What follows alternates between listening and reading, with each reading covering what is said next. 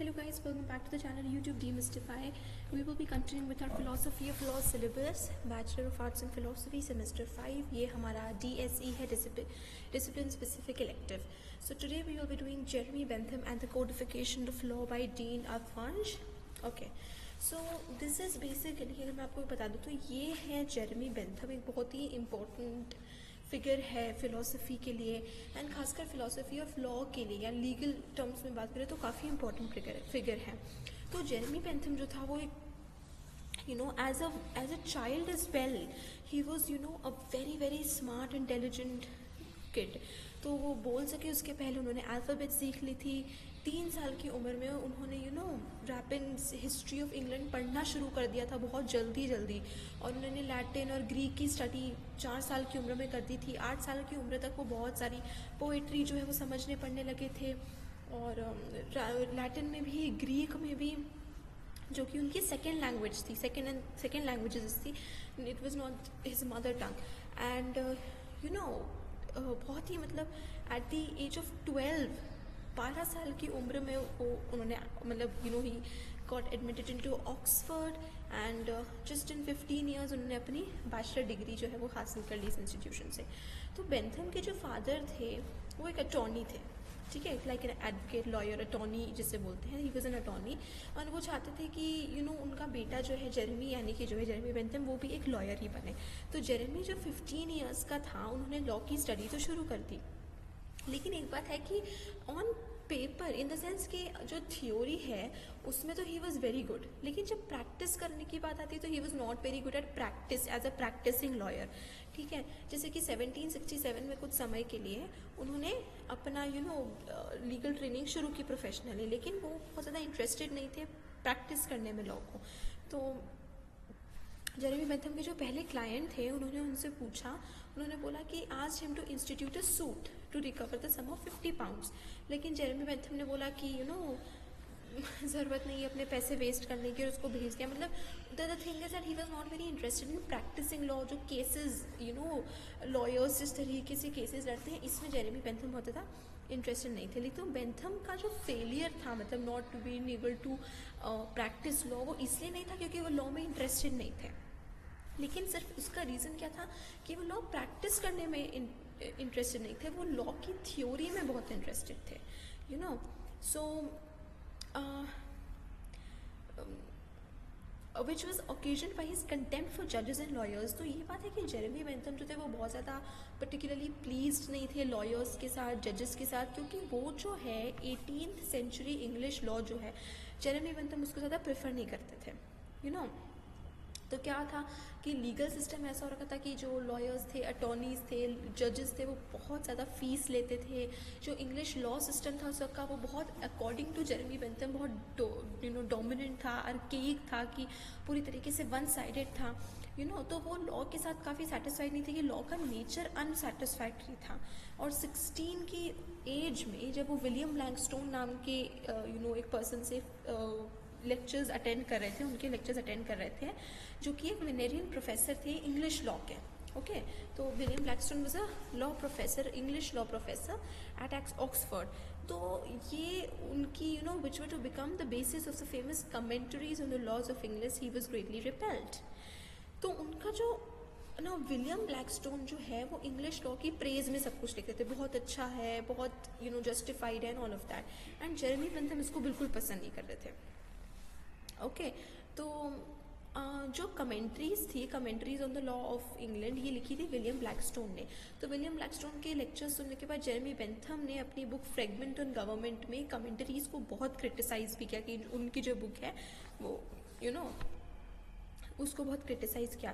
तो जो fragment of government है उसको सबसे पहले एनोनिमसली यानी कि जेरेमी बेंथम ने अपने नाम के साथ उसको पब्लिश नहीं किया था, लेकिन उसकी दूसरी एडिशन जब आई उसमें उनका नाम दिखने लगा. तो बेंथम ने क्या एक्सप्लेन किया उसमें कि जो लेक्चरर है यानी कि विलियम ब्लैकस्टोन जो है या फिर जैसे विलियम ब्लैकस्टोन बताते, क्योंकि वो ये सब बातें बोल रहे हैं लॉ के बारे में, तो उसमें क्या है कि लॉ को सुप्रीम कैसे देखा जाता है कि जो किंग है वो ही गॉड अपॉन अर्थ है, वो ही सब कुछ डिसाइड करेगा, वो खुद ही जज भी बन जाएगा, वो खुद भी किंग ही बन जाएगा। ओके, तो वो किसी भी मैन को पनिश करके खुद को अपने आप को गॉड की तरह ट्रीट करने लगता है। एंड जो कमेंट्रीज थे वो भी वही बहुत गलत चीज़ है कि हम एक ऐसी चीज़ को प्रे कर रहा है, वो कमेंट्रीज जो कि ऐसी चीज़ को प्रेज कर रहा है जो कि बिल्कुल भी प्रेज वर्दी नहीं है। तो जेरेमी बेंथम लिखे कि मैंने भी जब 16 इयर्स की एज में ब्लैकस्टोन के लेक्चर्स सुने तो I couldn't bear to hear it completely, मैं तो खुद सुनते सुनते उसके साथ रिबेल कर रहा था। तो ऑल ऑफ दीज थिंग्स की the audacity people have and Blackstone had कि वो ऐसे लॉज को भी प्रेज करा है अंदर। तो बेंथम क्यों इतना अवर्ट था towards these commentaries, towards the English law? उसका रीज़न था कि ब्लैकस्टोन, देखो क्या रीज़न था कि Jeremy Bentham did not like the book commentaries या विलियम ब्लैकस्टोन के लेक्चर्स। उसका रीज़न था कि ब्लैकस्टोन जो है वो इंग्लिश लॉ को इंग्लिश लीगल सिस्टम को एक बहुत ही अलग लाइट में पेंट करा था, जो कि अकॉर्डिंग टू जेरेमी बेंथम बहुत ही गलत है। ओके, तो ब्लैकस्टोन बोलता है कि हाँ, जो इंग्लिश सिस्टम है, इंग्लिश लॉ है, लॉ लीगल सिस्टम है, उसमें थोड़ी फॉल्ट्स तो है, कुछ फॉल्ट्स है, लेकिन वो बहुत ही माइनर सी अनफॉरगिवेबल डिफेक्ट्स है। तो Jeremy Bentham was not at all impressed with it. तो जेरेमी बेंथम ने बोला कि समथिंग लाइक दिस, इस टाइप का जो लॉ है, this is not at all it does not have small और माइनर डिफेक्ट्स। तो जो 18th सेंचुरी है was not the appropriate time for lavish praise of English law. As Professor R.H. Graveson noted, the 18th century is notably conspicuous for its almost complete lack of legal reform and legal development. Satisfaction with the law has led to its stagnation, and as society changed through the course of the century, the laws simply failed to keep pace. तो ये चीज़ जो है वो जैसे R.H. ग्रेवसन ने भी note करी, तो यही चीज़ जो है वो जेरेमी बेंथम ने इसी चीज़ को पिकअप किया कि जो इंग्लिश लॉ है उसको एक चेंज होने की बहुत ज़रूरत है, क्योंकि उस इंग्लिश लॉ में 18th सेंचुरी इंग्लिश लॉ मतलब ब्रिटेन एंड यूके में जो लॉ है वो लॉ ऐसा था कि वो पूरी तरीके से आर्केक था, पूरी तरीके से डिपेंडेंट था बस एक किंग ने। किंग एक छोटी सी पनिशमेंट की बहुत बड़ी सज़ा दे सकते थे, बहुत बड़ी क्राइम की छोटी सी पनिशमेंट दे सकते थे, बहुत तो ये पूरी तरीके से किंग के ऊपर डिपेंडेंट था, और जो किंग था वही पूरी तरीके से गॉड भी था, वही जज भी था जो सब चीज़ें डिसाइड कर रहा है। और लॉ के साथ सेटिस्फैक्शन, जैसे विलियम ब्लैकस्टोन बोलते हैं लॉ बहुत अच्छा है, बहुत कम डिफेक्ट्स है, इस वजह से क्या हुआ कि उसमें डेवलपमेंट ही नहीं हो पाया, उस लीगल सिस्टम में रिफॉर्म ही नहीं आया, वो काफ़ी सालों तक वैसे कि वैसे स्टैग्नेट हो गया। तो the general optimism and complacency which pervaded England in the years following the constitutional settlement of 1689, together with a system of parliamentary representation based on rotten boroughs, and at the end of century revulsion with the excesses of the Jacobins. जैसे कि हमने French revolution में भी देखा कि कैसे जैकबिन्स जो थे, फ्रांस में भी कुछ इसी तरीके का सिस्टम था कि जो एरिस्टोक्रेसी है, जो क्लर्जी है, सिर्फ उन्हीं के फेवर में सारे लॉज बने हुए हैं, बाकी जो थर्ड क्लास है, मिडिल क्लास है, उनके फेवर में कुछ भी नहीं है। तो had effectively obstructed any systematic reform of the law, particularly since the ruling classes maintained a vested interest in the preservation of the existing legal rules. कि जो currently उस समय 18th century की ruling class थी, जो rule कर रही थी, वो हमेशा यही कोशिश उनकी रही है कि जो अभी के लीगल सिस्टम है उसको प्रिजर्व करके रखे। क्यों?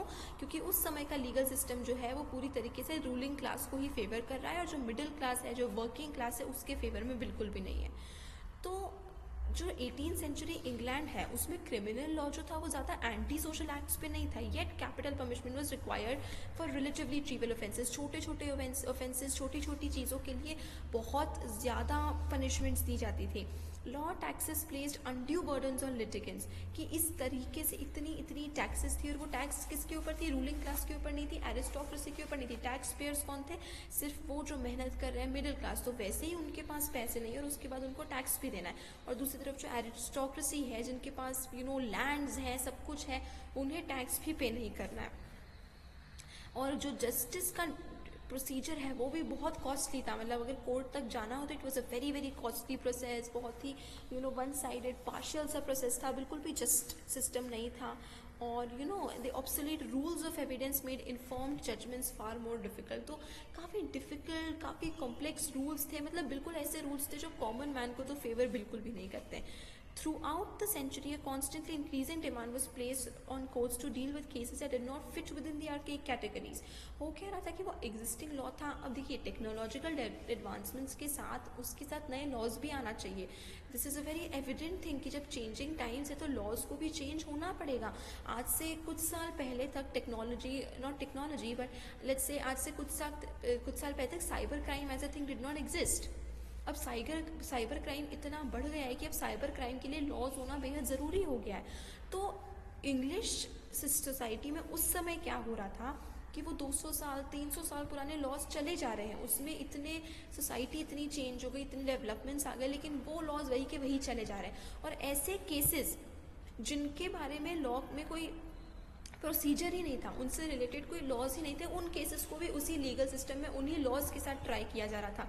अब मान लीजिए आज के समय में साइबर क्राइम पे कोई लॉज नहीं है, तो ऐसे केस में तो फिर अगर साइबर क्रिमिनल्स हैं वो कुछ इलीगल काम कर ही नहीं रहे, क्योंकि साइबर क्राइम एक लॉ की तरह मेंशनड ही नहीं है किसी भी हमारे कंट्री के लीगल सिस्टम में. तो वो उन कैटेगरीज में फिट नहीं हो रहे थे नए केसेस, लेकिन ज़बरदस्ती उन लॉज में, उन कैटेगरीज में फिट करके उन कोर्ट्स चल रहे थे. तो and elaborate cumbersome legal fiction, ये लीगल फिक्शंस नॉक्शियस भी थे और यूजलेस भी थे, कोई काम के नहीं थे. मतलब these were completely useless systems, क्योंकि जैसे कि they have been described one of the Blackstone successors in the Vinerian chair at Oxford, and the asinine complacency which sustained them thrived on Blackstone's adulatory phrases, even though legal system built on such fictions could hardly be other than chaotic. तो this was the reason कि वो इतना chaotic था उनका legal system, इतना पुराना था, इतना रस्टी था, इतना बर्डनिंग था, बहुत ही ड्रैग कर रहे थे बस उस लीगल सिस्टम को. लेकिन उसके बावजूद विलियम ब्लैकस्टोन जो है वो उस समय के लॉ को प्रेज कर रहे थे. तो इन सब चीज़ों में, इन सब सिचुएशंस में जेरेमी बेंथम ने डिसाइड किया कि वो अपनी पूरी लाइफ जो है ना वो रिफॉर्मेशन ऑफ लॉ पर ही स्पेंड करेंगे. लॉ को कैसे रिफॉर्म किया जा सकता है. तो उन्होंने अपना डेडिकेशन किस चीज़ पे दिया कि justice, order, certainty, simple procedure जो है could be implanted permanently. Legal system को एक कॉम्प्रिहेंसिव लॉ सिस्टम की नहीं बल्कि एक कंसाइज लीगल कोड की ज़रूरत है. तो जेरेमी बेंथम का मेन गोल क्या था, तो यही यहाँ पर डिफरेंस आता है कि जेरेमी बेंथम जो थे वो लॉ में इंटरेस्टेड तो थे, लेकिन लॉ की प्रैक्टिस में नहीं, लॉ की थ्योरी में, लॉ के रिफॉर्मेशन में इंटरेस्टेड थे. तो जेरेमी बेंथम ने यही डिसाइड किया कि सब कॉम्प्रिहेंसिव, लंबा चौड़ा, भारी भरकम, सब बहुत सारे रूल्स एंड रेगुलेशंस वाले लॉ नहीं होना चाहिए. जो लीगल सिस्टम होना चाहिए वो काफ़ी कंसाइज होना चाहिए, क्रिस्प होना चाहिए, टू द पॉइंट होना चाहिए, और एक लीगल कोड के फॉर्म में होना चाहिए. जैसे कि हम कितने छोटे से छोटे शब्दों में फॉर्मूले लिखते हैं, जैसे हम साइंटिफिक फॉर्मूले अगर हम लिखते हैं, इस तरीके के लीगल कोड बिल्कुल to the point, crisp, small होने चाहिए, ताकि they can be referred to easily. उन्हें इंटरप्रेट करने के लिए हमें कोई बहुत भारी भरकम इंग्लिश लैंग्वेज, इन सब चीज़ों की ज़रूरत ना पड़े, वो सिंपल हो अंडरस्टैंडिंग में. उन्होंने ये रियलाइज़ करा कि उसके लिए क्या ज़रूरी था कि हमें सबसे पहले, मतलब उस समय लोगों के मन से सेटिस्फैक्शन हटाना था. ये सेटिस्फैक्शन कि इंग्लिश लॉ तो अपने आप में परफेक्ट है. जब तक लोग उस समय के प्रेजेंट इंग्लिश लॉ से सेटिस्फाइड रहेंगे, वो रिफॉर्म के लिए कुछ सोचेंगे नहीं, कोई डिमांड ही नहीं करेंगे. तो इंग्लिश लॉ से सेटिस्फैक्शन हटाना ज़रूरी था, तभी ऐसे कोड के लिए जो है वो डिमांड हो सकती थी. तो consequently he took for himself the role of censor rather than expositor of the law, and undertook to observe what the law ought to be rather than merely to observe what it is. तो Jeremy Bentham ने decide करा कि law को क्या होना चाहिए उस पर काम शुरू करेंगे, और ना कि लॉ क्या है उस पर. So from the view of these abominations resulted a passionate desire of seeing them cleared away. It soon appeared that to cleanse the organ stables to any purpose, there was no other way than pour in a body of severe and steady criticism and to spread it over the whole extent. कि laws का criticism spread करना पड़ेगा, लोगों को बताना पड़ेगा कि ये law system, legal system जो है ये कितना faulty है. This is what Jeremy Bentham writes. 1768 में जेरेमी बेंथम तो 20 ईयर्स का था, तो उन्होंने जोसेफ प्रीस्ली की एक बुक पढ़ी, एसे ऑन गवर्नमेंट. और वहाँ पे जोसेफ प्रीस्ली की इस बुक में, एसे ऑन गवर्नमेंट, उन्होंने देखा कि एक कॉन्सेप्ट था greatest happiness of the greatest number. अब ये प्रिंसिपल जो था, ये यही बात हमें ध्यान रखने की आती है कि ये एक्चुअली इस प्रिंसिपल को का सही क्रेडिट जाना चाहिए. मतलब बेसिकली नॉट जेरेमी बेंथम, क्योंकि जेरेमी बेंथम ने खुद ने इस प्रिंसिपल को सेकेंड हैंड पढ़ा था जोसेफ प्रीस्ली से. लेकिन हम अक्सर जो है ये यूटिलिटेरियन प्रिंसिपल का क्रेडिट जो है वो बेंथम के साथ ज़्यादा एसोसिएट करते हैं, क्योंकि बेंथम ने यूटिलिटेरियन प्रिंसिपल को पॉपुलराइज किया. तो greatest happiness of the greatest number, जितनी हो सके, जितनी ज़्यादा लोगों की उतनी ज़्यादा हैप्पीनेस उनको प्रोवाइड करना। बेंथम देखते हैं कि जैसे उन्होंने ये सेंटेंस पढ़ा, it's like he just said eureka, मतलब उन्हें मिल गया वो बेस, वो फाउंडेशन जिसके ऊपर उन्हें लॉ को, पूरे लीगल सिस्टम को बेस करना था। हेल्वेटियस de Lesstrade also had a profound effect on Bentham when he read it shortly after experience with Priestley's work. तो दो पर्टिकुलर ऑथर्स को मेंशन करते हैं जेरेमी, और जेरेमी बोलते हैं कि these two particular authors are the one जिनको क्रेडिट देना चाहिए। पहले हैं Joseph Priestley for his essay on government, and then second is Helvetius जिनका वर्क है द लेस्ट्रेड। Boring relates that upon reading Helvetius, Bentham began to consider seriously his future career. कि Helvetius को पढ़ने के बाद जेरेमी बेंथम सीरियस हो गए थे और वो सच में क्वेश्चन पूछने लगे थे अपने आप से कि क्या करियर पाथ उनको चूज करना चाहिए, और जो करियर पाथ है वो क्या सही है कि नहीं है। तो ये वो क्वेश्चंस हैं जो जेरेमी अपने आप से पूछते हैं जब वो हेल्वेटियस की बुक पढ़ लेते हैं। बेंथम जो है वो 64 ईयर्स तक लेते हैं, मतलब प्रीस्ली और हेल्वेटियस को उन्होंने पढ़ा था लगभग 20 साल की उम्र में, और उसके बाद वो अपना 40 साल और ही इज अलाइव, और in that 40 years he commits his life to reforming the law, to the legal system. और इन सालों में वो अपने प्रिंसिपल ऑफ यूटिलिटी को डेवलप एंड पॉपुलराइज करने का काम करेंगे। तो जो प्रिंसिपल है जिसमें कि एक्शंस कैसे जज करते हैं, तो बेसिकली जेरेमी बेंथम के हिसाब से जो लीगल सिस्टम है उसमें क्या सही और क्या गलत होना चाहिए वो कैसे डिसाइड करना है, एक्शन के कॉन्सिक्वेंस और रिजल्ट्स के बेस पर।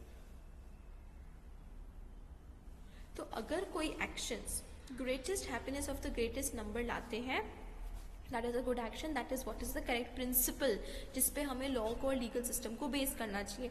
तो हैप्पीनेस क्या है? Maximization of pleasure and minimization of pain. ये चीज़ एक और बहुत इंपॉर्टेंट है कि हैप्पीनेस में सिर्फ प्लेजर नहीं आता है, हैप्पीनेस में ये भी आता है कि प्लेजर को बढ़ाना है लेकिन साथ ही साथ पेन को कम भी करना है। तो ये प्रिंसिपल था जिसको जेरेमी बेंथम ने पिकअप किया एज अ स्टैंडर्ड सारे लॉ और लीगल रिफॉर्मेशन के लिए, लीगल कोड्स को, रूल्स को फॉर्म करने के और लीगल रूल्स को जज करने के लिए। Did a rule of law, either substantive or procedural, operate to bring about the greatest happiness of the greatest number? अगर कोई लॉ इस चीज़ में काम कर रहा है कि वो ज़्यादातर लोगों को ज़्यादातर खुशी लेकर आ रहा है, और खुशी में मिनिमाइजेशन ऑफ पेन भी आता है कि उनका पेन कम कर रहा है या फिर उनको बहुत ज़्यादा खुशी लेकर आ रहा है,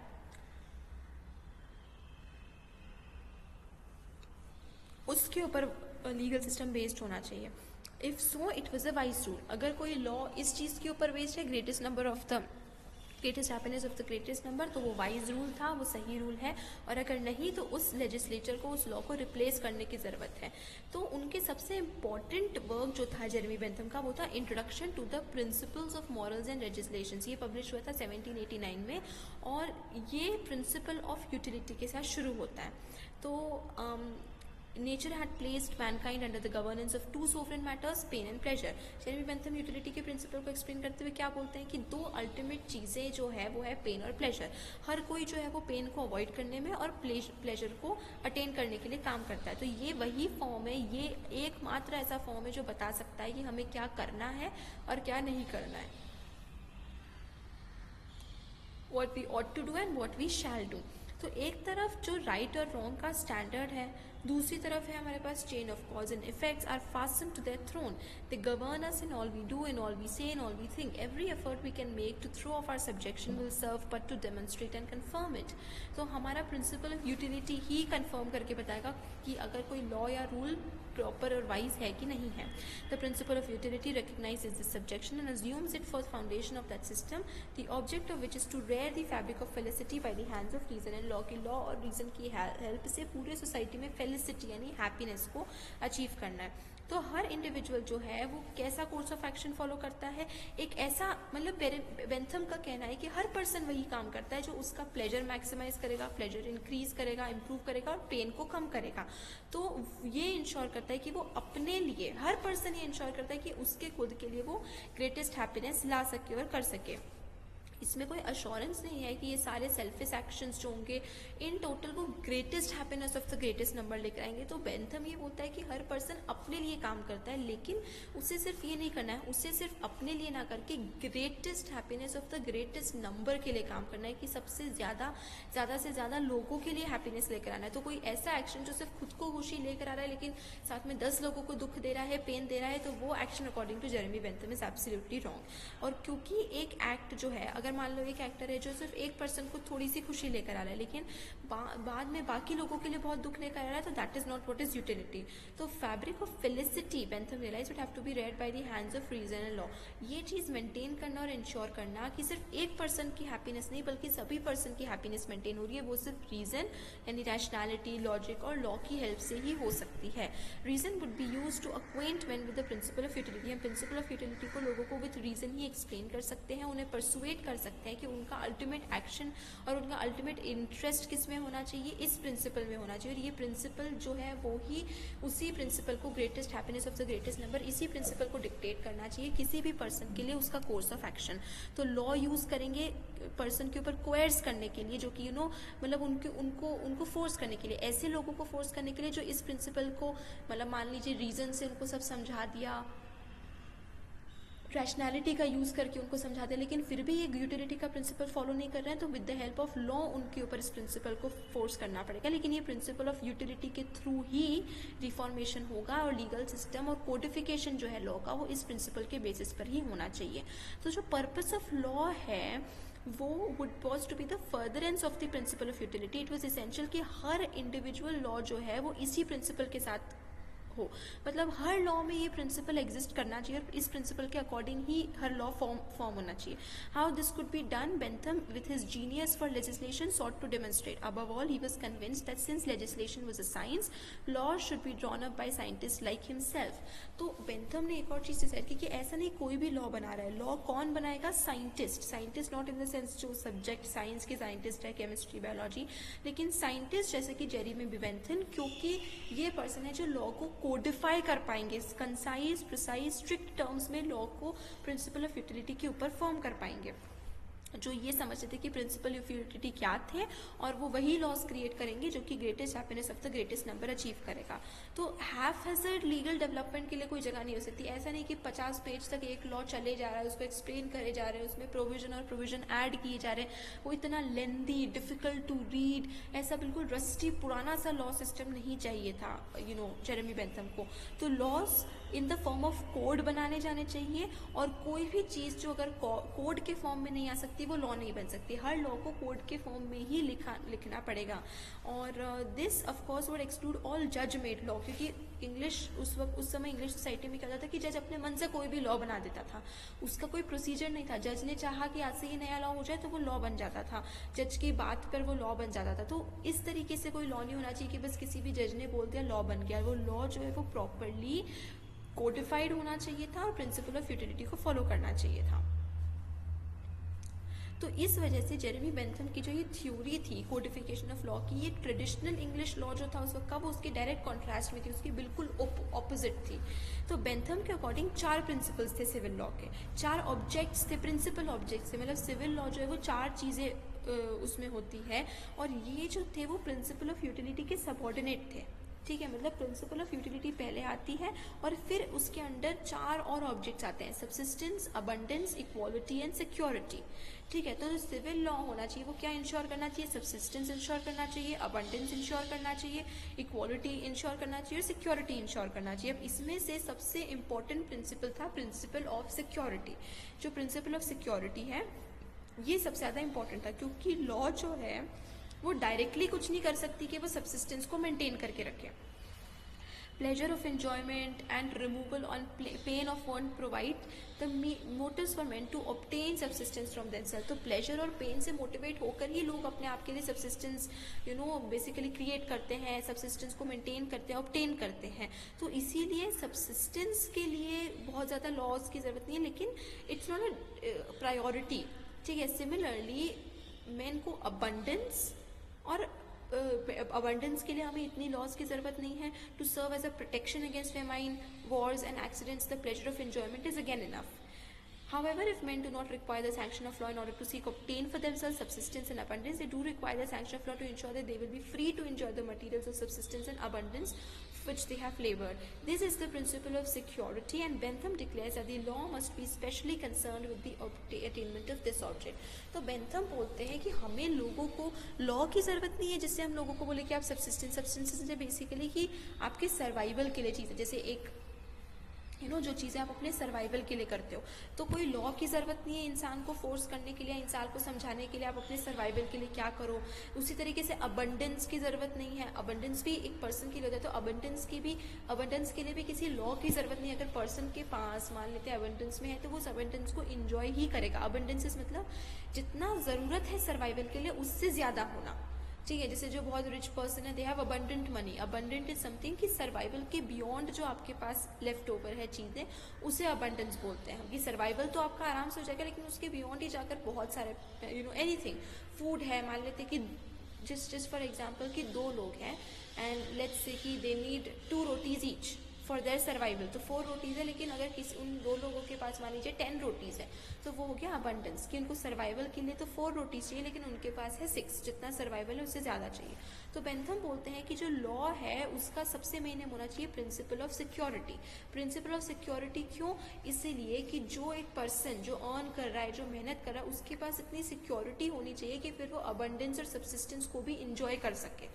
तो the law does not say to a man, work and I will reward you, but it says to him, work and by stopping the hand that would take them from you, I will ensure to you the fruits of your labor, its natural and sufficient reward which without me you could not preserve। तो law ये नहीं बोलता कि तुम मेहनत करो और मैं तुम्हें ला के दूंगा। लॉ किसके लिए होता है? सिक्योरिटी के लिए। सिक्योरिटी किसकी? लॉ क्या बोलता है कि तुम मेहनत करो और कोई भी ऐसा पर्सन या कोई भी ऐसी चीज़ जो तुम्हारी मेहनत का फल खुद ले ले अपने बेनिफिट के लिए, मैं उस पर्सन से तुम्हें या उस चीज़ से तुम्हें बचाऊंगा। तो लॉ का काम क्या है? उस चीज़ से बचाना जो आपके फ्रूट्स ऑफ लेबर, आपकी हार्डवर्क को आपसे ले ले और आपको आपका हार्डवर्क का रिजल्ट ना लेने दे। If industry creates, it is the law which preserves. If at the first moment we owe everything to labor, at the second, the very succeeding moment, we owe everything to the law. तो यही law है जो creation के बाद maintain करता है कि एक पर्सन जो हार्ड वर्क कर रहा है उसको अपना ड्यू शेयर मिले, ड्यू फेयर मिले। अभी जो प्रिंसिपल ऑफ सिक्योरिटी है has been termed the disappointment preventing principle, क्योंकि ये एक पर्सन को बचा के रखता है कि उसके हार्डवर्क का फल कोई और ना ले जाए, वो सब्सिस्टेंस और वो अबंडेंस को एंजॉय कर सके। इसलिए इस प्रिंसिपल ऑफ सिक्योरिटी को बोला गया है डिसअपॉइंटमेंट प्रिवेंटिंग प्रिंसिपल, जो किसी पर्सन को डिसअपॉइंट होने से बचाए। ऑफकोर्स आप हार्डवर्क करोगे, आपको उसका फ्रूट एंजॉय करने को नहीं मिलेगा, तो उसको डिसअपॉइंटमेंट प्रिवेंटिंग प्रिंसिपल ही बोलेंगे, ठीक है। वही हो रहा था फ्रांस में, वही हो रहा था ब्रिटेन में, वही हो रहा था। जो मिडिल क्लास से मेहनत वो कर रही थी, टैक्सेस वो कर रही थी, और उसका फ्रूट कौन एंजॉय कर रहा था? Ruling class, aristocracy. वो अपने बड़े बड़े मैंशंस बना रहे थे, लैंड उनका था, लेकिन वर्क कौन कर रहा था? Middle class. तो एरिस्टोक्रेसी कोई काम भी नहीं करी थी, लेकिन वो सारे फ्रूट्स एंजॉय कर रही थी। तो इसलिए प्रिंसिपल ऑफ सिक्योरिटी बेंथम बोलता है कि सबसे इंपॉर्टेंट प्रिंसिपल है जो लॉ को प्रिजर्व करना चाहिए और मेंटेन करना चाहिए। Life is based on a series of expectations and hopes. So it is by means of this that the successive movements which compose the duration of life are not like the insulated and independent points but become parts of a continuous whole। तो ये what is important is कि law ensure करेगा कि आपकी life में continuity है। ऐसा नहीं कि आपने मेहनत किया एक पॉइंट के लिए एंड देन एकदम से दूसरे पॉइंट में everything drops down to zero, क्योंकि आपकी सारी मेहनत का फल कोई और ले गया। तो जो प्रिंसिपल ऑफ सिक्योरिटी है ये करती है कि आपकी सारी होप्स को, विशेस को, डिज़ायर्स को मेंटेन करके रखेगी। कि आप ऑफकोर्स हम होप करते हैं, हम हार्डवर्क करते हैं, तो हम होप भी करते हैं कि हमें उसका रिजल्ट भी मिले। तो ये प्रिंसिपल ऑफ सिक्योरिटी जो है वो इस होप को इंश्योर करेगी, मेंटेन करेगी। तो जो चीफ पर्पस है लॉ का वो है कि डिस्टर्बेंस से, डिसअपॉइंटमेंट से एक इंसान को प्रोटेक्ट करके रखना। Of settled expectation produces a particularly intense pen. So important is the principle of security, but the fourth object of law, the principle of equality, must always yield before it. Bentham takes this unequivocally. तो principal of security जो है, और फिर उसके पहले लेकिन Bentham एक बोलते हैं कि प्रिंसिपल ऑफ इक्वालिटी जो है वो हमेशा प्रिंसिपल ऑफ सिक्योरिटी के पहले आना चाहिए। When security and equality are in opposition there should be no hesitation, equality should give way. The first is the foundation of life, of subsistence, of abundance, of happiness, everything depends on it. Equality only produces a certain portion of happiness. Besides, though it may be created, it will be always imperfect. If it could exist for a day, the revolutions of the next day would disturb it. The establishment of equality is a chimera the only thing which can be done is to diminish inequality. तो equality को लेकर Bentham का क्या कह रहे हैं कि हमेशा इन इक्वालिटी रहेगी, कभी भी perfect state of equality achieve नहीं करी जा सकती है, लेकिन क्या कोशिश कर सकते हैं कि हम इन इक्वालिटी को, असमानता को रिड्यूस करें। परफेक्ट इक्वालिटी अचीव नहीं कर सकते, लेकिन जितनी हो सके उतनी कोशिश करें कि इन इक्वालिटी रिड्यूस हो सके। तो बेंथम बिलीव करते थे कि जो लॉ जो है could work toward the elimination of inequality. He is stipulated that this process could only be undertaken gradually. धीरे धीरे ही इस प्रोसेस को करा जा सकता था, कि धीरे धीरे ही इनइक्वालिटी जो इसको कम किया जा सकता था, और एकदम इमीडिएटली कोई भी चीज़ नहीं, ऐसा नहीं इमीडिएटली आज लॉ निकाला और दूसरे दिन सारी इनइक्वालिटी गायब। तो उन्होंने डिक्लेयर किया कि जो लॉ है वो इनइक्वालिटी को कैसे हटाएगा, by intervening in the distribution of estates. जिस तरीके से रिसोर्सेज, जिस तरीके से लैंड्स डिस्ट्रीब्यूट हुए हैं टू अमंग्स द पॉपुलेशन, उसको उसमें इंटरवीन करके लॉ जो है वो सुप्रीम पोजीशन लेके मेंटेन करेगा कि डिस्ट्रीब्यूशन प्रॉपर हुआ है, जिस वजह से इक्वालिटी का प्रिंसिपल मेंटेन हो रहा है। ठीक है, किसी को एक को जो है वो बहुत ज़्यादा इनहेरिटेंस नहीं दे दिया, बहुत सारी लैंड नहीं दी, और दूसरे पास तो बिल्कुल भी कुछ नहीं है। तो therefore referred not to an equality of status और wealth but only to an equality of opportunity. तो बेंथम ये नहीं चाहते हैं कि इक्वालिटी ऑफ स्टेटस हो, इक्वालिटी ऑफ वेल्थ हो, सबके पास एक जैसे पैसे हो, सब एक पोजीशन पे हो, इन इक्वालिटी उस चीज़ में नहीं। बेंथम का मतलब है इक्वालिटी ऑफ अपॉर्चुनिटी। ठीक है, हर किसी के पास, चाहे गरीब हो, अमीर हो, किसी भी रिलीजन का हो, किसी भी कास्ट का हो, कलर का हो, किसी भी तरीके का कोई भी पर्सन हो, उसके पास इक्वल एक्सेस होना चाहिए to resource and equal opportunity का एक चांस होना चाहिए।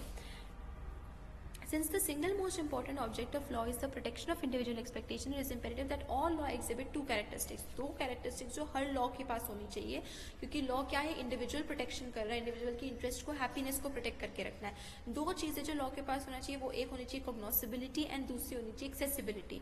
तो जब तक law cognoscible नहीं बनेगा, मतलब वो एक ऐसे फॉर्म में law नहीं आएगा कि हर person उसको समझ सके, एंड एक्सेसिबल नहीं होगा कि कब उसको बहुत ही रेडिली एक्सेस करा जा सके, and no one except a small coterie of judges and lawyers would be justified in maintaining any expectations at all.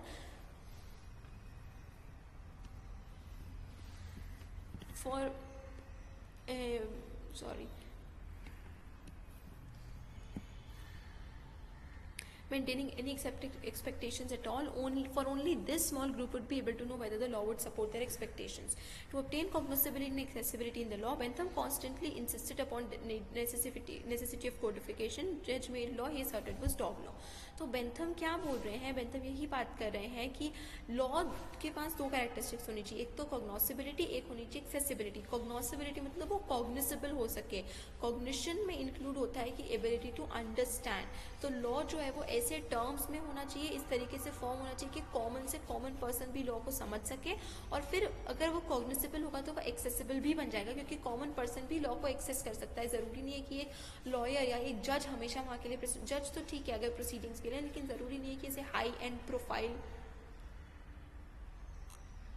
Lawyers के प्रेजेंस की भी ज़रूरत है।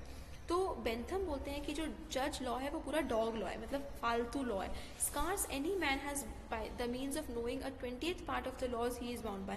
Both sorts of law are kept most happily and carefully from the knowledge of the people. Statute law by its shape and bulk.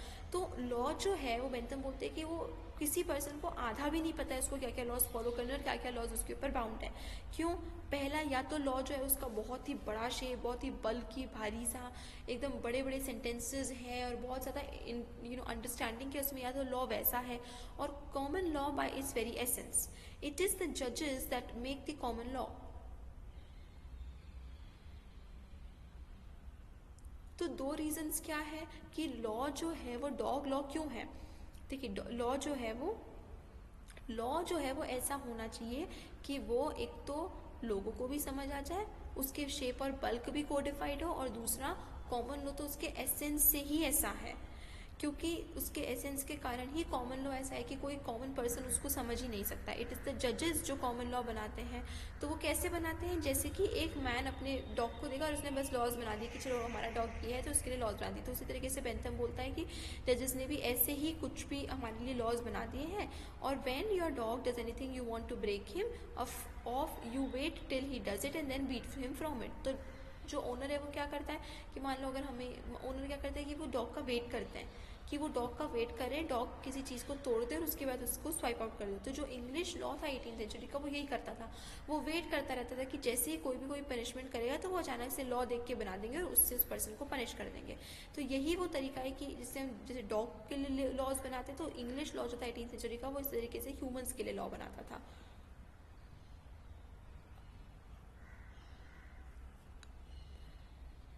तो वो Jeremy Bentham बोलते हैं कि जो लॉ है इंग्लिश लीगल सिस्टम का, वो पहले से नहीं बताएगा किसी पर्सन को कि क्या गलत है क्या नहीं है।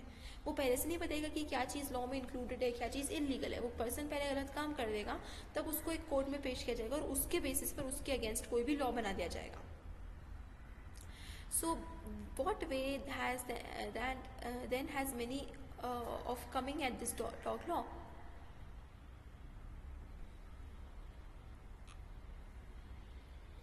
तो डॉग लॉ कोई कैसे समझ सकता है, बस थोड़ी सी प्रोसीडिंग्स देख लो, by observing in what cases they have hanged a man, in what cases they have sent him to jail, in what cases they have seized his goods and so forth. These proceedings they won't publish themselves, and if somebody else publishes them, it is what they call a contempt of court and a man may be sent to jail for it. तो वो बोलते हैं कि what Jeremy Bentham is saying is कि कैसा था English law, कि आपको पहले से तो बताएंगे नहीं कि आप जो कर रहे हो वो इलीगल है, वो बस आपके काम कर देने पर उसको एक लॉ बना देंगे और बोल देंगे कि ये चीज़ तो इलीगल है, डज नॉट हैपन। और हमें कैसे पता चलेगा किस लॉ के बारे में? उसका ओनली वे इज़ कि हमें उन लॉज को देखना है जिसमें फांसी की सज़ा दी गई हो, जिसको बहुत लंबा प्रिजनमेंट दिया हो, किसको बहुत ज़्यादा पैसे प्रोवाइड करना हो, तो हमें पता चल जाएगा कि how the legal system is wrong, it's corrupted. These proceedings they won't publish themselves, और अगर कोई इन प्रोसीडिंग्स को, इसके साइड इफ़ेक्ट्स को, लॉ के कोर्ट के साइड इफ़ेक्ट्स को पब्लिश करता भी है, देन उस इंसान को भी कंटेम्प्ट ऑफ कोर्ट में पकड़ लिया जाएगा और उसको जेल भेज दिया जाएगा। This attack was levelled at William Henry Horst,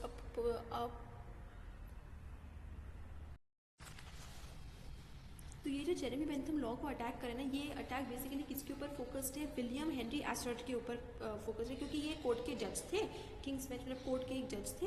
और 1792 में विलियम हेनरी ने एक ऐसा स्टेटमेंट, एक ऐसा डिलीवर किया था, charge to a Middlesex grand jury, in which he condemned the French revolution and by comparison heaved exorbitant praise on English government and English law. तो विलियम हेनरी एक ऐसे जज थे, उन्होंने क्या करा था? फ्रेंच रेवोल्यूशन को कंडेम किया, ये तो बहुत गलत था, गलत एक्शंस थे, और इंग्लिश लॉ को, इंग्लिश गवर्नमेंट को ही प्रेस करते थे। तो जो टाइटल था, इस title of the brief diet containing Bentham's attack was truth versus Ashurst. तो बेंथम ने विलियम हेनरी एशर्ट के अगेंस्ट जो लिखा, वो किस चीज़ में लिखा? Truth versus Ashurst. एक पर्टिकुलरली विशियस टाइटल है, क्योंकि आप एक जज को क्रिटिसाइज करते हो, आप जज के लिए क्या बोल रहे हो कि एक तरफ है ट्रूथ और दूसरी तरफ है एशर्ट का ओपिनियन, दूसरी तरफ है एशर्ट। So Bentham's chief adversary in the area of the common law, however, was hardly Ashurst, but was instead Blackstone. तो जेरेमी बेंथम भले एशर्ट को क्रिटिसाइज करते थे, लेकिन फिर भी वो विलियम ब्लैकस्टोन को भी, क्योंकि विलियम ब्लैकस्टोन ने भी क्या करा था? इंग्लिश लॉ, इंग्लिश गवर्नमेंट को प्रेस करा था, बहुत ज़्यादा प्रेस करा था। कमेंटरीज में ब्लैकस्टोन ने कॉमन लॉ के बारे में बोला, स्टैट्यूट लॉ के बारे में बोला कि कैसे स्टैट्यूट लॉ और कॉमन लॉ जो है वो मिल के ऐसे रूल्स बनाते हैं जो कि prescribe to the inhabitants of this kingdom. तो बेंथम रिप्लाई करते हैं कि दिस इन हिज कमेंट और commentaries in the pungent and vivacious style that characterises early writings. तो बेंथम का जो पहले लिखने का स्टाइल था ना, जैसे उन्होंने विलियम ब्लैकस्टोन को क्रिटिसाइज किया, तो वो बहुत ही बुरे तरीके से लिखते थे और बहुत ही ओपन और क्रिटिसाइजिंग तरीके से लिखते थे। As to common law where is it prescribed, Blackstone बोलते ना कि कॉमन लॉ और स्टैट्यूट लॉ मिलके जो है वो प्रिस्क्राइब्ड है, ताकि बता सके इनहैबिटेंट्स को क्या रहने का तरीका है। तो बेंथम बोलते हैं कि कॉमन लॉ कहाँ लिखा हुआ है? कोई है ही नहीं उसको, एंड क्या है उसमें प्रिस्क्राइब करने जैसा? उसको किसने बनाया, किसने एक्सप्रेस किया, किसकी विल है वो? तो इन सारे क्वेश्चंस का आंसर होना चाहिए। और before he spoke of common law is real law and being a law prescribed. तो what Bentham is trying to say कि कोई कहीं लॉ लिखा हुआ नहीं है, सिर्फ जजेस अपने मन से, जब कोई केस आया तो जजेस ने अपने मन से कोई भी लॉ बना के उसको उसके ऊपर थोप दिया। So with regard to accessibility, Blackstone unhappily stated that the manner in which the law was notified to the citizens was a matter of very great indifference. तो Blackstone बोलते हैं कि ये ज़रूरी नहीं है कि किस तरीके से लोगों तक वो लॉ पहुंच रहा है, किस तरीके से उनके साथ उनको नोटिफाई किया जा रहा है, उनको अनाउंस करा जा रहा है, लेकिन उन्होंने ये भी स्टेट किया कि जो लॉ है वो प्रोक्लेमेशन से हम कर सकते हैं। Proclamation is like kind of an announcement कर दिया, तो उससे लॉ को बता सकते हैं कि हाँ this new law has been made into effect. और by universal tradition and long practice, कि जो यूनिवर्सल ट्रेडिशन रहा है, जो लॉन्ग प्रैक्टिस यानी उस समय की इंग्लिश सोसाइटी की ट्रेडिशन रही है, जो कस्टम रहा है, वो ही एक तरीके से कॉमन लॉ हो गया, as is the case of the common law of England. और ought to be notified in the most public and precipitous manner, not like Caligula, who according to Duke Cassius wrote his laws in a very small character and hung them up upon high pillars and more actually to ensnare the people. तो what Bentham found this total unsatisfactory, क्योंकि Blackstone ने क्या बोला कि law जो है वो ऐसा नहीं होना चाहिए कि कैलिगुला वाज बेसिकली एक रोमन वो थे, तो व्हाट ही डिड वाज कि अपने लॉज बनाते थे और उनको बहुत ऊंची ऊंची जगह पर ऐसे छोटे छोटे शब्दों में बना के छोटे छोटे तरीकों से, मतलब ज़्यादा वो एक्सप्लेनेबल नहीं है बना के उसको ऊंची ऊंची जगह पर टांग देते थे ताकि लोग उसको नोटिस ही ना करें। और फिर कोई भी प्रीच होता था लॉ का, कुछ भी होता था तो फिर वो लोगों को ले आते थे, that you are the one who has then a breach to the law and stuff. तो बेंथम बोलते हैं कि this common law of England then is notified sufficiently, the tradition of it is as universal as he would wish it. If he means this, one man may believe him, in the mean time who is there that knows it, nobody but a few lawyers. तो Bentham बोलते हैं कि Blackstone claim तो कर रहा है कि जो कॉमन लॉ है वो ट्रेडिशनल है, वो यूनिवर्सल है, लेकिन इसको कुछ लॉयर्स और जजेस के अलावा जानता ही कौन है कॉमन लॉ को। तो it is well if they do, कि मतलब उनको भी पता हो तब है वो भी श्योरिटी नहीं है कि लॉयर्स एंड जजेस को भी उसके बारे में पता है कि नहीं है।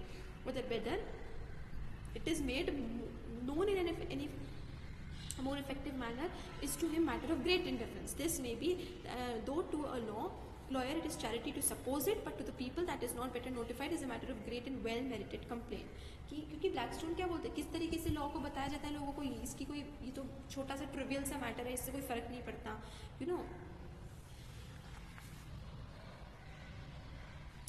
तो बेंथम बोलता है, मतलब जब ऑफकोर्स ब्लैकस्टोन कैलिगुला की बात करता है कि कैलिगुला तो इतनी ऊंची जगहों पे लॉ लगा देता था, लोगों को पता ही नहीं होता था, ये सा इंग्लिश लॉ में नहीं होता है, इंग्लिश गवर्नमेंट ऐसा नहीं करती। तो बेंथम बोलता है कि कहाँ कौन सा लॉ लॉयर्स को भी पता है उस कॉमन लॉ के बारे में, उसमें कोई भी यूनिवर्सल और ट्रेडिशन है, तो फिर लोगों को पता क्यों नहीं है। और बेंथम अगेन होता है कि कैलिगुला तो कम से कम ऊंची जगहों पे प्लेस करता था, पर कम से कम वो करता तो था, वो उसको नोटिफाई तो करता था। In his general view of a complete code of laws, Bentham क्या समराइज करते हैं उनके आर्ग्यूमेंट्स अगेंस्ट जजमेंट लॉ, कि जो लॉज बस आर्बिटरली मतलब इंडिपेंडेंटली जजेस बना देते हैं और उसको एक लॉ बोल देते हैं, वो पूरी तरीके से गलत है, उसको हटा देना चाहिए। But must always be ex post facto in that it is made by जजेस to apply to particular cases after they have arisen. तो जजेस क्या करते थे, कोई नया केस आया, उस पर कोई पुराना लॉ फिट नहीं हो रहा है, तो उसी वक्त उस केस के अकॉर्डिंग एक नया लॉ बना के उसको ऐड कर दिया कॉन्स्टिट्यूशन में, लीगल सिस्टम में, कि ये एक नया लॉ बन गया है। And he explain by members of the legal profession maintain their high regard with this type of law. तो वो बोलते हैं कि ऐसा क्यों है कि लॉयर्स और जजेस इस टाइप के जज में लॉ को बहुत ही हाई रिगार्ड में मानते हैं। तो the grand utility of the law is certainty, unwritten law does not, it can not possess this quality, the citizen can find no part of it, cannot take it for his guide, he is reduced to consultations, he resembles the lawyers. He collects as many opinions as his fortune will permit, and all this ruinous procedure often serves only to create new doubts. तो बोलते हैं कि जो lawyers हैं, जो judges हैं, वो हमेशा जजमेंट लॉ को क्यों प्रोटेक्ट करेंगे, कॉमन मैन को तो पता ही नहीं है लॉ क्या है, और पता है भी तो उसको समझने जितनी उसके पास कैपेसिटी नहीं है, तो वो हमेशा लॉयर्स को पे करते रहेंगे, जितने हो सके जितनी कैपेसिटी उतने ज़्यादा लॉयर्स को पे करेंगे, ताकि वो एटलीस्ट सबसे पहले लॉ को समझ तो सके, क्योंकि लॉ इस तरीके से बना हुआ था कि उसको कॉमन मैन तो एक्सेस ही नहीं कर सकता था, कॉमन मैन की समझ के पूरी तरीके से बाहर था। किसी भी कॉमन मैन को अगर लॉ की हेल्प लेना है तो उसको एक लॉयर के ऊपर ही डिपेंडेंट रहना पड़ेगा। Nothing but the greatest integrity in a tribunal can prevent the judges from making an unwritten law a continual instrument of favor and corruption. But wherever it exists, lawyers will be its defenders. जहाँ पर भी judgement law आएगा वहाँ पर lawyers हमेशा उसको defend करेंगे, क्योंकि ये करप्शन को पैदा करता है। And perhaps innocently its admirers, they love the source of their power, of their reputation, of their fortune. They love unwritten law for the same reason that the Egyptian priests love hieroglyphics, for the same reason that the priests of all religions have loved their peculiar dogmas and mysteries. तो what Bentham is saying कि lawyers हमेशा अपने खुद के judgement laws को ऐसे ही पसंद करेंगे, क्योंकि वो हमेशा उन्हें ही फेवर करेंगे, लॉयर्स को ही फेवर करेंगे, और क्योंकि वो जजमेंट लॉ ऐसी सिचुएशन होता है कि लॉयर्स के अलावा कोई उसे समझ ही नहीं सकता है, तो लॉयर्स हमेशा चाहेंगे कि पूरी वर्ल्ड, पूरी सोसाइटी उनके ऊपर हमेशा डिपेंडेंट रहेगी, ताकि वो out of profession, out of livelihood ना हो जाए। बेंथम जो है वो कंटिन्यूसली कंटेम्प्ट करते रहते हैं, कंटिन्यूसली क्रिटिसाइज करते रहते हैं एक प्रैक्टिसिंग लॉयर को, और इतना क्रिटिसाइज करते हैं लॉयर्स को, जजेस को, जजमेंट लॉज को, कि जिसकी there is no limit to it. तो वो he spoke of the going concern of जज and company whose thriving business consisted of relieving litigants of as much money as possible. तो वो क्या बात करते हैं कि जजेस एंड कंपनी पूरी तरीके से एक बिजनेस की तरह रन करे, कि वो जितना हो सके अपने क्लाइंट्स को लूटने की कोशिश करते हैं, कोर्ट फीस, अटॉर्नी फीस के नाम पे ऐसे लॉज बना दिए जो कोई समझ नहीं पा रहा है, हैवी बल्कि लॉज हैं, और it was in the interest of जजेस in company to make the law as confusing as possible, जितना हो सके उतना कन्फ्यूजिंग बना सके ताकि कॉमन लॉ उसको बिना किसी लॉयर की हेल्प से समझ ही ना सके। अगर उसको लॉ की हेल्प लेना है तो उसको एक लॉयर की हेल्प लेती ही रहनी पड़ेगी। To lessen the power of the grasping breed to made up जजेस एंड को, मतलब एक ताकि जिन्होंने मतलब बेसिकली लॉयर्स और जजेस के पावर को थोड़ा सा फ्री करने के लिए, थोड़ा सा कम करने के लिए, लॉ में सर्टेनिटी, स्टेबिलिटी ऐड करने के लिए grand utility of the law का होना ज़रूरी है। ग्रैंड यूटिलिटी, यूटिलिटेरियन प्रिंसिपल का लॉ में एग्जिस्ट करना ज़रूरी है, जो लीगल सिस्टम के लिए लॉ को कॉग्निसेबल बनाना और एक्सेसिबल बनाना लीगल रूल्स को, ये होगा प्रिंसिपल ऑफ सिक्योरिटी को ही बढ़ावा देना और डिसअपॉइंटमेंट को कम करना, क्योंकि प्रिंसिपल ऑफ सिक्योरिटी क्या कहता है, डिसअपॉइंटमेंट प्रिवेंटिंग प्रिंसिपल है। तो लॉ को कॉग्निसेबल बनाना, एक ऐसी भाषा में बनाना कि वो बाकी कॉमन पर्सन भी समझ सके, एक्सेसिबल बनाना कि सिर्फ लॉयर्स ही नहीं कॉमन मैन भी लॉज को एक्सेस कर सके, ऐसे बनाने का काम जो है वो लॉ को और भी ज़्यादा प्रॉपर सर्टन बनाएगी और प्रिंसिपल ऑफ सिक्योरिटी को प्रमोट करेगी। लेकिन और इसके लिए बेंथम बोलते हैं कि ज़रूरी क्या है, कोडिफिकेशन, कि लॉ जो है वो कोड्स के फॉर्म में होना चाहिए। लेकिन इस कोड के एग्जामिनेशन में सिंगल क्राइटेरिया क्या है कि कोड्स बनाने का तरीका जो है वो प्रिंसिपल ऑफ यूटिलिटी के ऊपर कंप्लीटली बेस्ड होना चाहिए। तो जो भी पॉसिबल क्राइटेरिया है which in themselves might allow the establishment of law would have to be rejected. कोई भी और क्राइटेरिया को रिजेक्ट करना पड़ेगा और सिर्फ एक ही क्राइटेरिया को लॉ बनाने में मेंटेन करना है, वो है प्रिंसिपल ऑफ यूटिलिटी।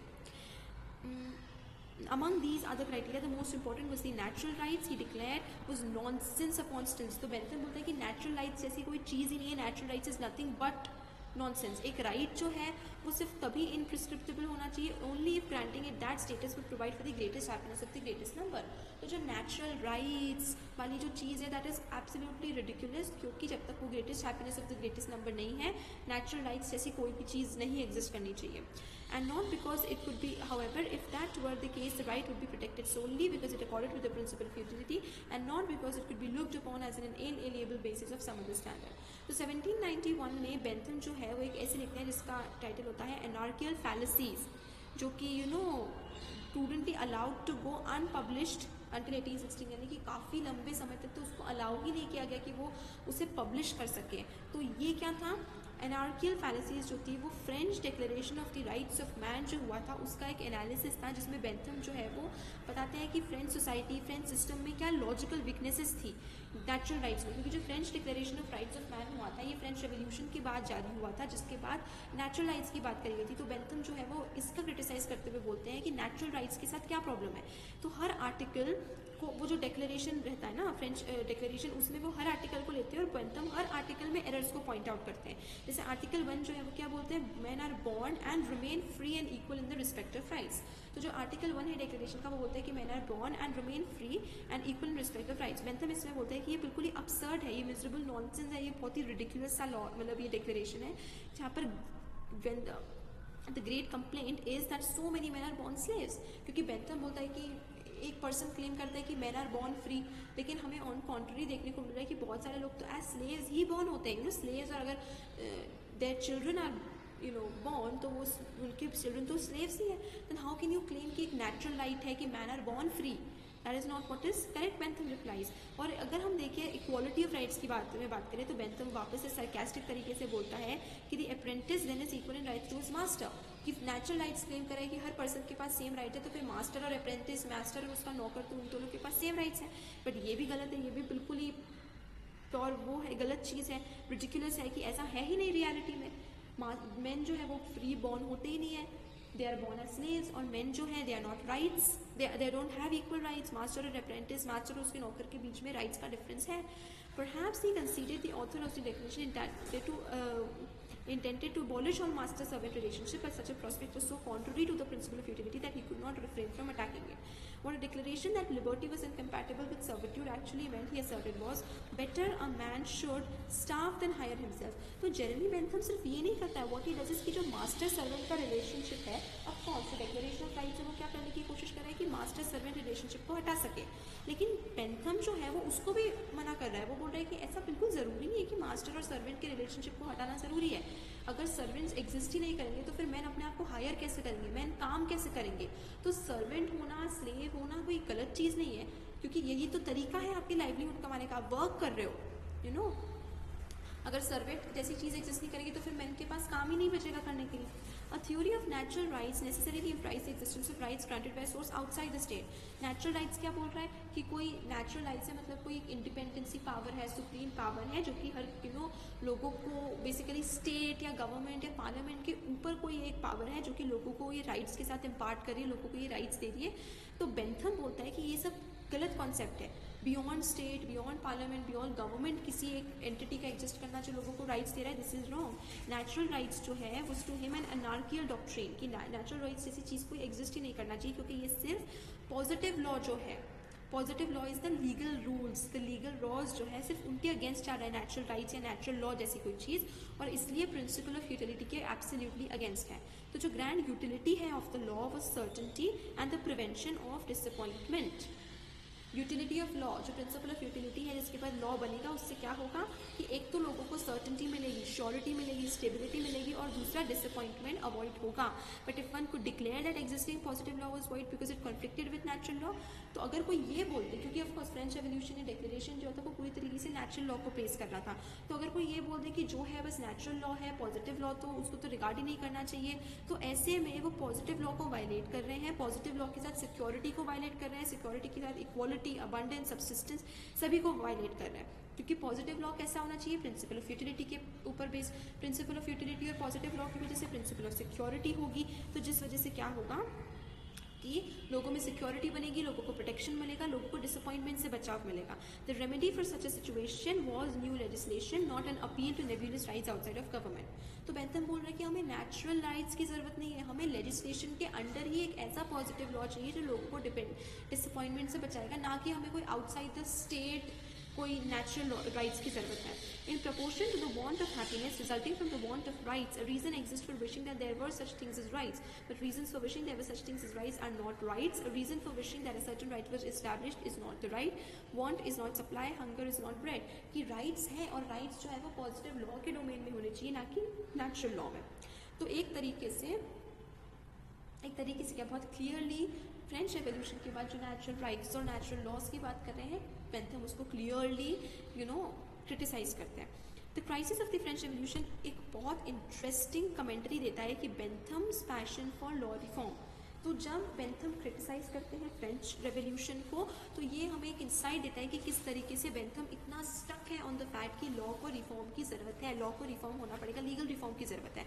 तो वो रेवोल्यूशन क्यों हुआ, क्या हुआ, उसका फॉर्म कैसा रहा, उसका कॉन्सिक्वेंस कैसा रहा, उन सब में इंटरेस्टेड नहीं थे। However, he quickly saw in the French Revolution an exceptional opportunity to advance the cause of utilitarianism. तो उन्होंने फ्रेंच रेवोल्यूशन की हेल्प से अपने यूटिलिटेरियन प्रिंसिपल को और भी ज़्यादा पॉपुलराइज करा। तो उन्होंने declaration of rights of man के ऊपर भी अटैक करा।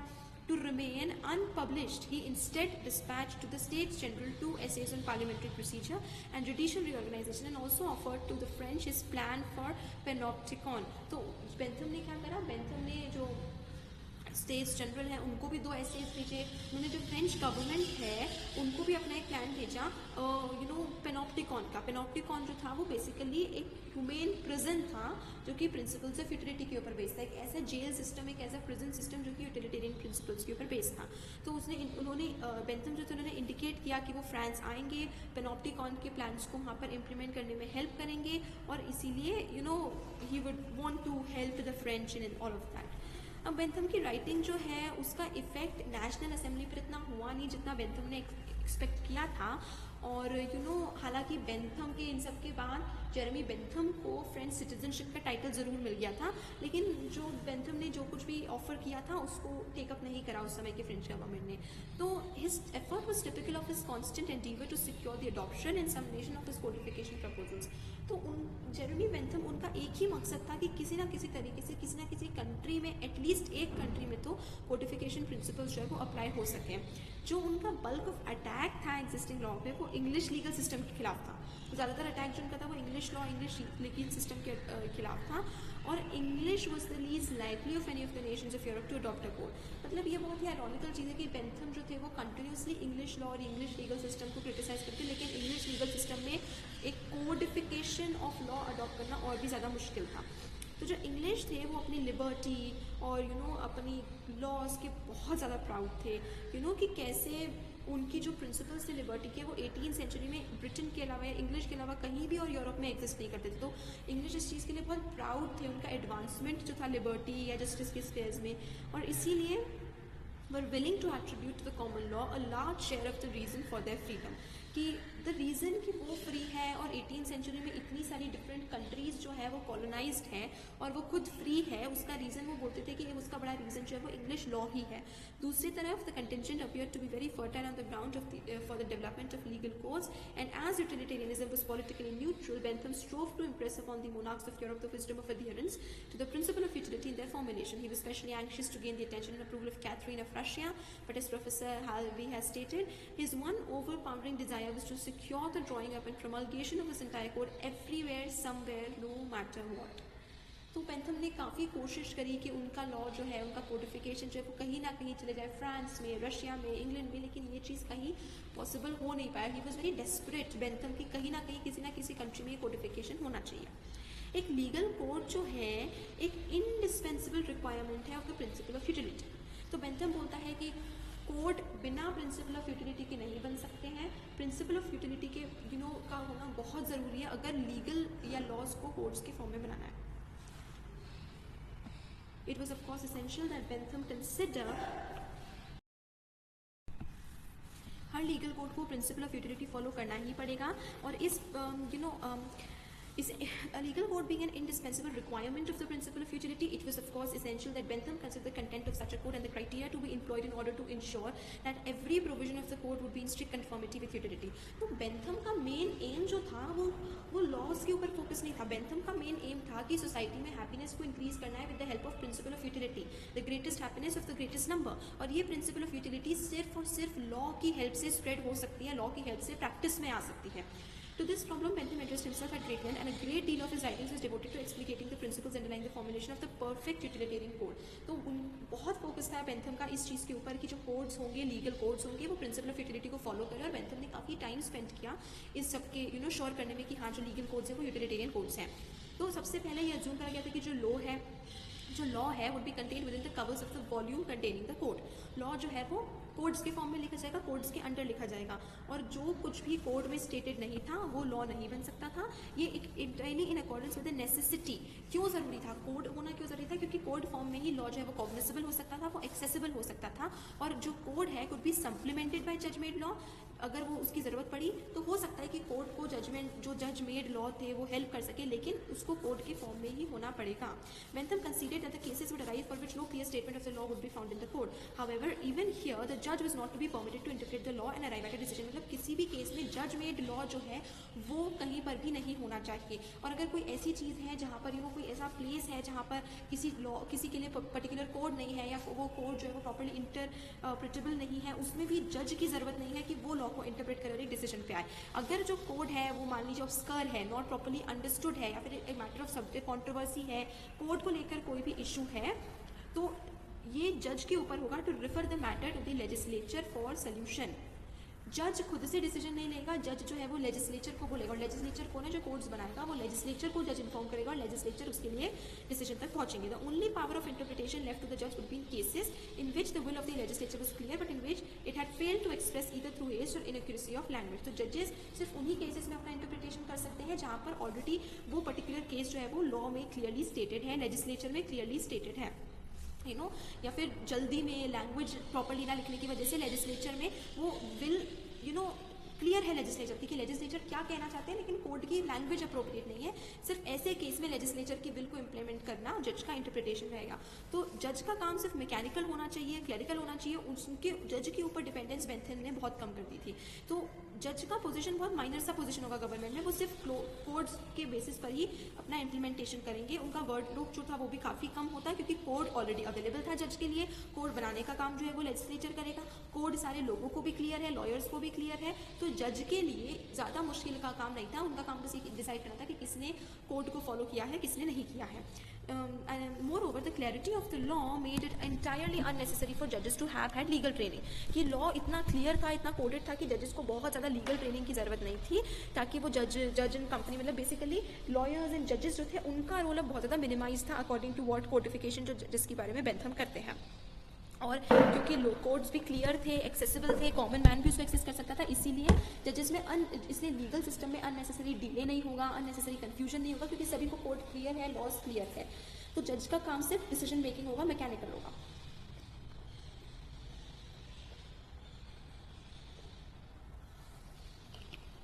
अब बेंथम का फोकस एक और चीज़ के ऊपर था कि एक तो होना चाहिए क्लैरिटी एंड प्रिसिजन, ठीक है, style and language of the law, कि जो जिस तरीके से कोड लिखा जाएगा उसका स्टाइल कैसे होगा, उसकी लैंग्वेज कैसी होगी, ठीक है। तो बेंथम बोलते थे कि ये केयरलेस ड्राफ्टिंग से नहीं होगा, इसके लिए बहुत प्रिसाइज ड्राफ्टिंग की ज़रूरत है, प्रिसीजन की ज़रूरत है। हर प्रोविजन जो कोड का है उसको इस तरीके से लिखना है ताकि वो सिर्फ एक आइडिया कन्वे करे, और ऐसा नहीं कि उसको मल्टीपल तरीक़ों से इंटरप्रेट किया जा सके। जैसे कि अगर कोई कोड मर्डर के लिए, मर्डर को प्रिवेंट करने के लिए, तो उसको ऐसे नहीं लिखना चाहिए कि हूसोएवर ड्रॉज ब्लड, ये वाला सिस्टम मर्डर को प्रिवेंट, ये वाला लैंग्वेज मर्डर को प्रिवेंट करने के लिए बहुत गलत है, क्योंकि ऐसे तो एक सर्जन भी है, सर्जन भी एक पेशेंट का सर्जरी करता है तो उसमें से ब्लड निकलता है, तो then he is also a murderer. इसलिए whoever draws blood is the wrong language murder के अगेंस्ट कोई कोड बनाने के लिए। तो स्टाइल को लेकर brevity was the most important factor, और वो सेंटेंसेस पैराग्राफ्स पे क्लियरिटी होनी चाहिए, स्टाइल ऐसा होना चाहिए commenting that in English statutes sentences में be found which would make a small volume. तो ये बेंथम इस चीज़ को लेकर क्लियर थे कि ब्रेविटी होगी, प्रिसीजन होगा, कंसाइज होंगे जो कोड्स होंगे, कि सेंटेंसेस बहुत कम होंगे, जितने हो सके उतने छोटे सेंटेंसेस होंगे, एंड उससे क्या होगा कि लॉज क्लियर होंगे और ग्रेटर ईज ऑफ अंडरस्टैंडिंग होगी, यानी कि लॉज को समझना ज़्यादा आसान होगा। तो उन्होंने 4 पॉजिटिविस्टिक स्टाइलिंग रूल्स ऑफर किए थे। पहला, टेक्निकल और लीगल टर्म्स को जितना हो सके उतना अवॉइड करना, ठीक है। दूसरा, अगर टेक्निकल टर्म्स मतलब ऐसे टर्म्स जिसके लिए अलग से डेफिनेशन देनी पड़ी हो, जिसके जो कॉमन मैन को अंडरस्टैंडेबल ना हो। दूसरा, अगर टेक्निकल टर्म यूज़ करना भी है तो उसको पहले ही क्लियरली और केयरफुली डिफाइन करना है। तीसरा, टेक्निकल टर्म्स जो है वो ऐसे डिफाइन करना है कि वो कॉमन वर्ड्स में डिफाइन करें, ईजी लैंग्वेज में डिफाइन करना है। और चौथा, अगर एक ही आइडिया को बार बार एक्सप्रेस करना है तो ये इस चीज़ को इंश्योर करना है कि वो आइडिया सेम वर्ड्स में एक्सप्रेस हो रहा है। ऐसा नहीं कि हर बार उसको एक्सप्रेस करने में वर्ड्स चेंज हो रहे हैं, क्योंकि कई आर्ग्यू करेंगे कि वर्ड्स चेंज करने से मीनिंग चेंज नहीं होता, लेकिन हो सकता है, हर वर्ड का एक अलग मीनिंग निकल कर आ सकता है। तो बेंथम, अगर ये रूल्स फॉलो हुए, ये जो 4 स्टाइलिस्टिक रूल्स है जिसके बेसिस पे कोड्स बनाने हैं, बेंथम को लगा कि अगर ये रूल्स फॉलो होंगे तो इन प्रिंसिपल्स को फॉलो करते हुए जो कोड बनेगा उसके लिए स्कूल्स की जरूरत नहीं होगी एक्सप्लेनेशन के लिए, वो कॉमन मैन को ऐसे ही समझ में आएगा। उन कोड्स की लैंग्वेज ऐसी होगी जो हर किसी को पता होगी, हर कोई उस लैंग्वेज के साथ फेमिलियर होगा, कोई भी उसको कोड को अपने आप से खुद से कभी भी कंसल्ट कर सकता है। और ये बहुत सिंपल होंगे, ये कोड्स बहुत क्लियर होंगे, बिना किसी हेल्प के एक फादर ऑफ अ फैमिली जो है वो अपने हाथ में लेकर उन कोड्स को अपने बच्चों को पढ़ा सकता है। मतलब स्कूल्स, इंस्टीट्यूशंस, लीगल इंस्टीट्यूशंस की ज़रूरत नहीं होगी ऐसे केस में लॉ को समझने के लिए, इंटरप्रेट करने के लिए। और इसके कारण, कोड्स के कारण प्राइवेट मोरालिटी भी बढ़ेगी, डिग्निटी ऑफ पब्लिक मॉरल्स भी इन्फोर्स होंगी। तो if solidly grounded on the principle of utility, जो कोड है एक बार वो बन गया, अगर वो प्रिंसिपल ऑफ यूटिलिटी के ऊपर है तो वो लॉ को बहुत ही ईजी टर्म्स में देगा और ऐसे टर्म्स में देगा जिसमें लॉ को बार बार अमेंड करने की जरूरत नहीं पड़ेगी, चेंज करने की जरूरत नहीं पड़ेगी। तो ऐसे अमेंडमेंट्स जो है वो take place from time to time, would only infrequently be of a substantive nature and would largely be concern with points of obscurity और स्टाइलिक डेफिशिएंसीज। तो सिर्फ और सिर्फ चेंजिंग लैंग्वेज और उसी के कारण उसके अंदर चेंज लाना पड़ेगा, टाइम टू टाइम उसको बस थोड़ा बहुत अपडेट करना पड़ेगा, लेकिन नेचर उस कोड का चेंज नहीं होगा, वो टाइम टू टाइम सेम रहेगा। लेकिन जनरल अमेंडमेंट्स की जरूरत पड़ेगी, जैसे 1 in 100 years उन लॉज को रिवाइज करना पड़ेगा, क्योंकि टर्म्स एंड एक्सप्रेशंस के मीनिंग चेंज हो जाते हैं। कुछ टर्म्स हो सकता है पुराने हो गए, आउटडेटेड हो गए, कुछ words no longer in use है, कुछ नए वर्ड्स उसकी जगह यूज़ में आ गए हैं, तो टेक्स्ट ऑफ द लॉ को लेकर चेंज करना पड़ेगा, वरना उन लॉज का नेचर जो है वो चेंज नहीं होगा। बेसिक फाउंडेशन की बात करना है जिसकी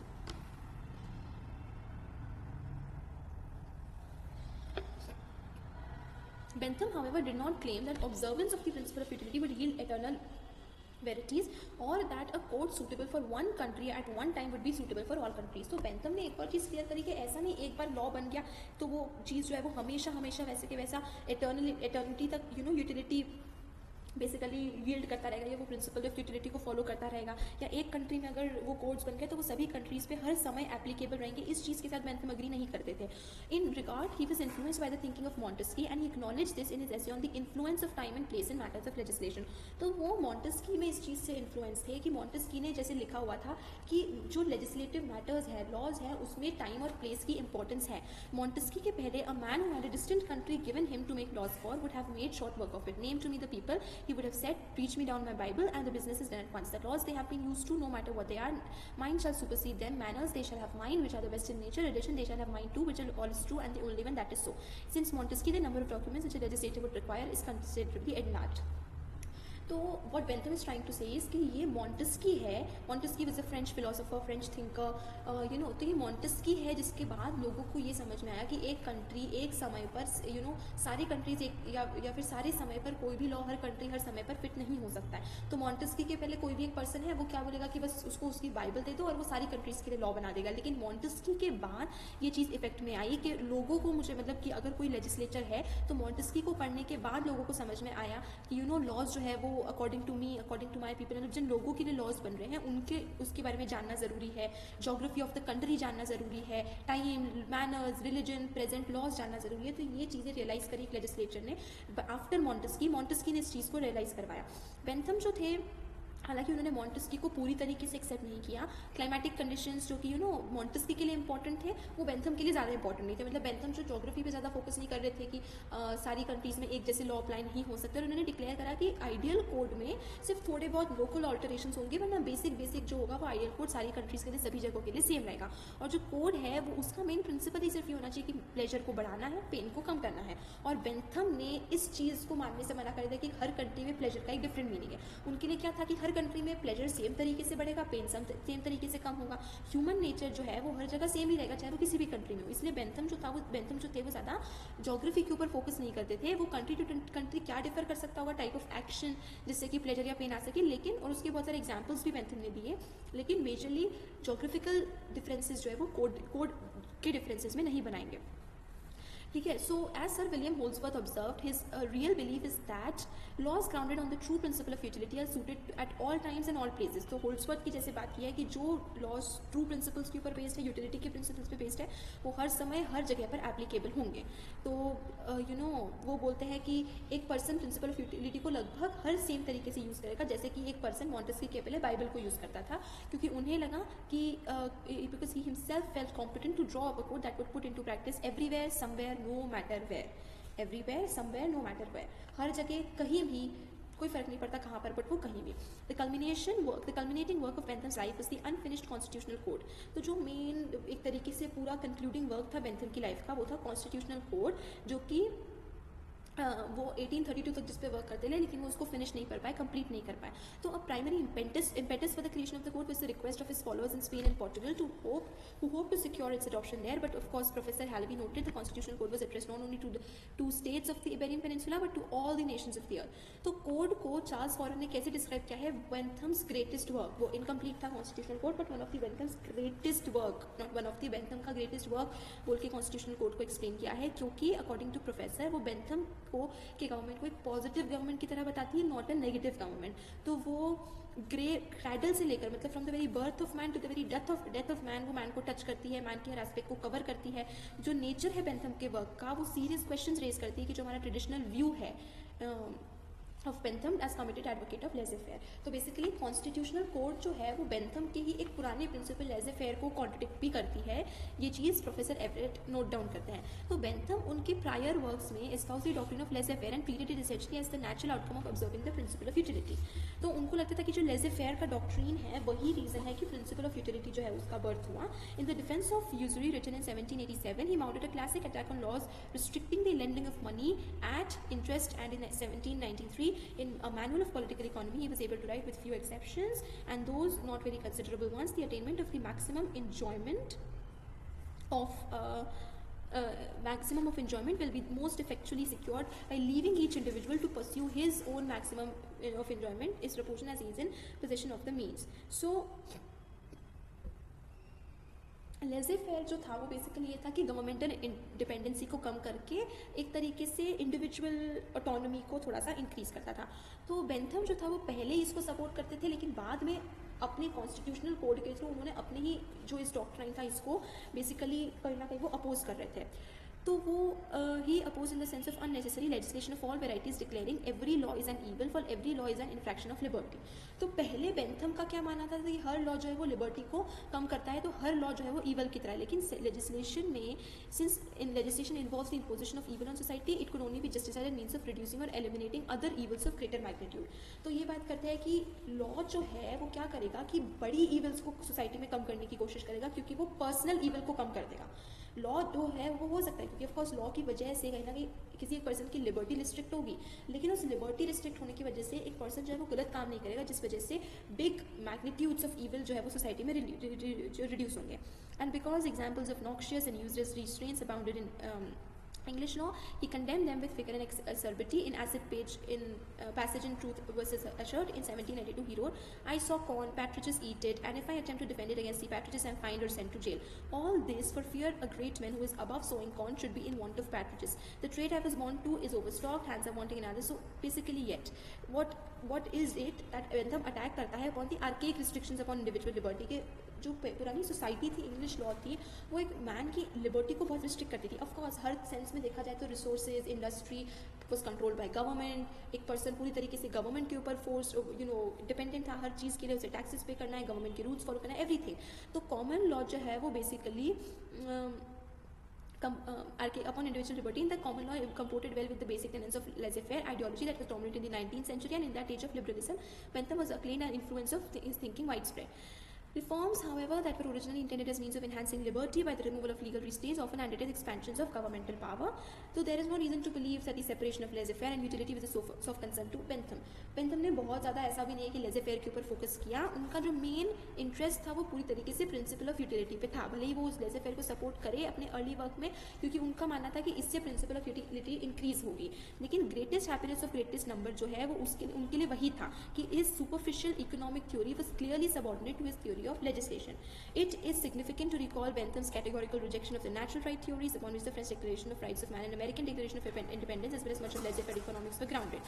इसके लिए, क्योंकि ऑफ कोर्स नेचुरल राइट्स पे एक तरीके से laissez-faire की बात करता है कि कैसे एक इंडिविजुअल लिबर्टी जो है वो बहुत ज़्यादा है, तो अर्ली वर्क्स में बेंथम इसको ज़रूर सपोर्ट करते थे, लेकिन लेटर वर्क्स में और कॉन्स्टिट्यूशनल कोड जो उनका सबसे लास्ट वर्क था, इनकम्प्लीट रह गया उनके डेथ के कारण, उसमें कहीं ना कहीं वो उसको इतना सपोर्ट नहीं करते हैं, क्योंकि उनका ओवर द ईयर्स हो सकता है मानना चेंज हो गया होगा कि laissez-faire की हेल्प से यूटिलिटी जो है वो इंक्रीज होगी। यूटिलिटेरियन और laissez-faire जो है वो कहीं ना कहीं ठीक है यूनाइटेड थे बाय सर्कमस्टेंस, लेकिन लॉजिकली नेसेसरी नहीं थे, बिल्कुल ज़रूरी नहीं था कि यूटिलिटी के लिए laissez-faire का होना ज़रूरी है।